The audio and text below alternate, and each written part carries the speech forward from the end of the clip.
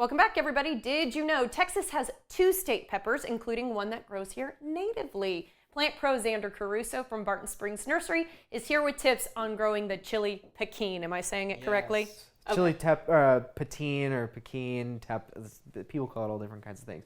But the species of this pepper, it varies through the range. You go to the Southwest, you go to Mexico, you go to Texas. The native range of this plant, the fruit shape will change. Like this one we have has a little bit of an oblong fruit. Yeah, I've got to spin this around for the camera, y'all, because these little fruits are so tiny. Yeah, they're wonderful. And I thought, oh, well, that just means they're babies. But you said once they're fully red, that's it. Yeah, they're good to go. They're tiny and they pack a punch. They're about 10 times, some people say 5 to 8, 10 times hotter than jalapeno. Do not recommend eating them unless you want the challenge. Okay, if you're somebody who really thinks you can handle hot food, maybe so. Well, so the jalapeno is the other state pepper, but not natively grown here in Texas. Not natively grown, but domesticated around this area. This plant has been cultivated for thousands of years. The indigenous peoples grew this pepper and cultivated it for thousands of years, and then the conquistadors came through. They got it, took it back to the other side of the world, and it spread like wildfire. This is where, you know, things like poblanos, jalapenos, serranos, certain Asian chilies come from, certain Indian chilies come from, all come from this plant. No, you're kidding. Hang on. Yeah. This is like a mother plant? So this is like the original plant that, you know, they select. Like I was saying, this oblong fruit, you know, some of them are small. If you keep breeding ones, get larger and larger and larger fruit. Bell peppers come from this plant. It's truly amazing, this little thing that grows in our backyards. And usually you'll have one just pop up in your yard. A bird will eat a seed and then poop it out into your yard, and it'll pop up from the ground. Oh, nature working at its best.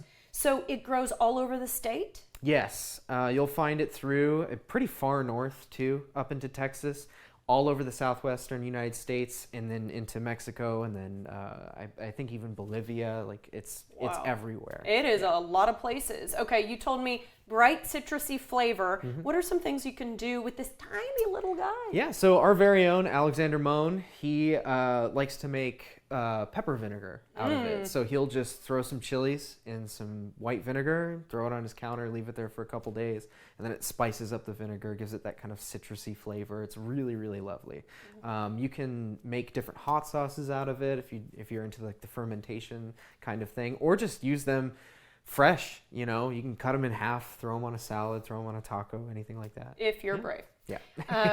Well, yeah, and I think it bears to mind that like these are so small that I think you could be confused, right? They're so small they can't pack that big of a punch. Yeah. So what would you suggest? I mean, this brings up the discussion of capsicum. Yeah, absolutely. And this is, you know, it packs a punch if you really, really want that. Or, you know, finding other peppers is just a cool way to experience the kind of history of this plant. Like you can buy jalapenos and bell peppers from us or, you know, any other local nursery. But these are just really hot. I believe you. Okay, let's talk about growing help because obviously, I mean, it's going to get started on its own since it's a native plant, but we can do other things to help it out. Yeah, absolutely. So often you'll find them growing in shade, which is awesome because you'll actually have a plant that's blooming and holds on to color with the chilies on the plant. And that's great for shade. You want color in shade. Usually you need a lot of sunlight in order to get things to bloom, but these guys can grow in shade, or I would say in morning sun. The more sunlight and the more water you give it, the more peppers it's going to produce. And okay, so they won't be bigger, just be more of them. Just be more of them, yep. And that's about it. They're native, so they're tolerant of our soils. They don't really need much fertilizer. You can give them fertilizer and certainly pump out more chilies if that's what your aim is or if you want a larger plant. Alexander, I mentioned earlier, he had a plant that was like 6-7 feet tall. You're it was kidding. Massive, yeah. And it had survived several winters without dying completely to the ground. And they do die to the ground typically, and then they pop right back out. So it's not like you're losing your plant entirely. Okay, so yeah, it blooms in spring and it's going to keep blooming. Just keeps blooming and producing these little fruits basically all year until winter. Until winter, okay. So if somebody is interested in growing peppers, would this be the one you'd start with? I would start with something else. I would start with something a little bit more mild. Easier. Jalapenos are awesome. I think that's one of the most fun ones to grow because they don't take a long time to mature. These are amazing if you just have them around. You can do all sorts of things with them. And it is fun. It's a perennial pepper, so it'll come back every single year. So if you have a nice little shady spot or a nice morning sun spot, just throw it there, see what it does, have fun. Easy success with it, but maybe as far as tasting it, start with that. Yeah, absolutely. Okay, and it brings to mind all the things that you guys have going on right now at Barton Springs Nursery. Tell me about some of the things that we have on offer, especially when it comes to things we can consume. Yeah, absolutely. So, like last time, Joe the Tortoise made his appearance, and now he's fully settled in, so you can come by and see him, or just come by, do your fall planning. Come plan your gardens for fall with us. That's the time you want to plant all your trees and shrubs and things like that.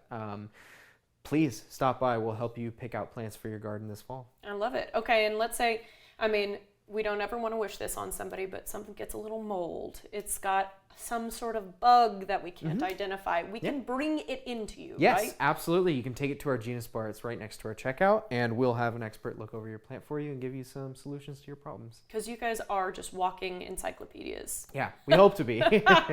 Over there at Barton Springs Nursery. And you don't even have to have a green thumb. You can just stop by and shop. Yeah, absolutely. Right? I love it. Okay, all right. Thank you, Xander. We appreciate it. Thank you. I learned something today. Stop by and shop in person on Bee Caves Road, or you can check out their offerings online at bartonspringsnursery.com.